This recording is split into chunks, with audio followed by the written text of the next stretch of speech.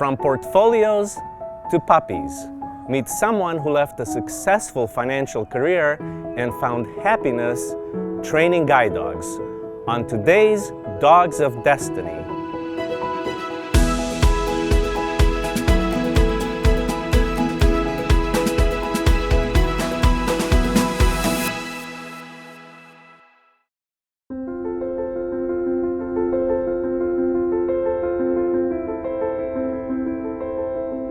I use sign language a lot when I'm thinking. It's the language sometimes I prefer to communicate in because it's very expressive. There are times when there are things I want to say and I don't know the words in English to express them, but in ASL I do. My name is Christine. My first language is American Sign Language because my mom and dad are deaf. I grew up in a small town. The town I'm from is Danville, Kentucky, and Kentucky School for the Deaf is there. My parents had 3 children. I'm stuck in the middle. Do you want to put that in the casserole? Sometimes Christine's friends would ask, "How do you communicate with your deaf parents?" And my response is, for me, it was normal because I don't know what it's like to have hearing parents. I had influences around me, television, friends, family, school, so it wasn't an issue for me learning how to speak. Just like with vision, you have a spectrum. Some people are totally blind, some people have some vision. That's the same with people who have hearing loss. Not everyone who is deaf is completely deaf, so both of my parents have a little bit of hearing. Deafness was not caused by genetics. Both of their mothers, while they were pregnant with them, had the measles, and that caused the birth defect of hearing loss. We talk over dinner. There's always sign and chatter going on at the same time. He had to watch him because of that. Sometimes the hearing family forgets to use their sign language. They sign so fast and they're so vibrant with their signs that you kind of get lost in it all. Middle finger to your thumb. And go from your mouth. Delicious. Good job.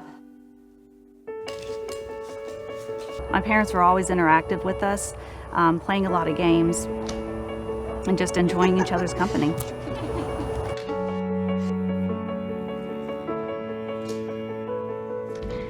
Just when I think he's finished, he has more. My love of dogs came from my mother, and I was a shy and quiet child. Making friends wasn't easy for me just because I was very quiet. Anytime she saw an animal, she'd approach it and want to pet it. Getting me a dog was the best thing my mother did.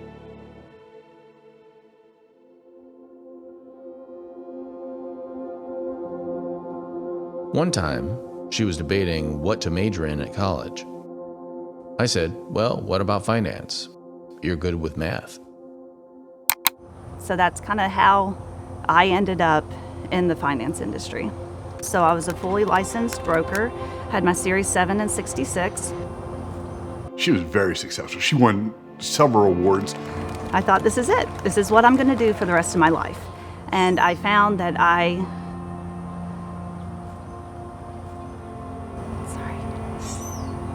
it was hard. That was her job, but her passion wasn't there. I wasn't smiling anymore. She would not want to talk about work when she came home. She was very frustrated all the time. There was so much work put into building that career. 17 years.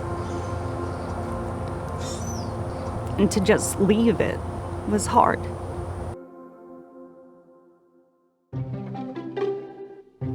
I thought back to my college days, and there was a professor that I had. He said, "Find your passion and figure out how to make money doing it." So I had a heart-to-heart with myself. So what are you passionate about?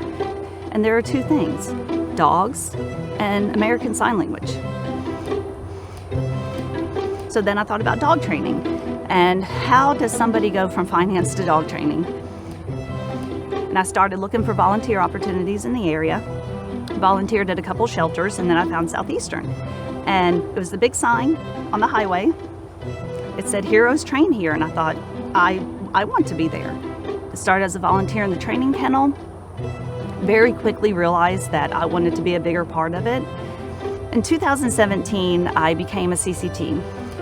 A CCT is a canine care technician, and they are the people who take care of the dogs while they're in the kennel. I couldn't believe that somebody was paying me to do this. I get to hang out with dogs all day long, and it was fantastic. I come home and I smell like bug spray and sunblock and dogs. And I was sweaty and I was tired and I was dirty. So my husband, Chad, said, "Wow, this is you happy." I was awarded the apprenticeship in October of 2017. And now I'm a certified guide dog trainer 4 years later.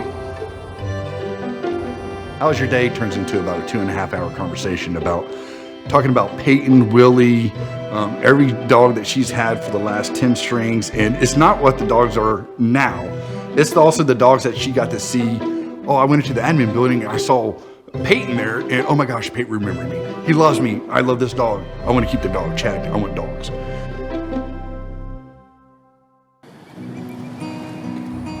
There are so many things that make me passionate about what I do, about what we do here. These dogs are amazing. They blow my mind every day. We see the dog become this very intelligent, active thinker, and then we match them with somebody, and we watch this incredible person learn how to use this new tool that gives them freedom. I love all my dogs. There are some that touch my heart in different ways. They're not meant for me. They're meant for somebody else. And I would say that's the most rewarding part of the job, is letting them go. Growing up in the deaf community taught me to be more empathetic, and that definitely helps me here. Everything that I did up to this point prepared me for this. I just want to continue to help people, to give them freedom and confidence, and to work with these amazing dogs.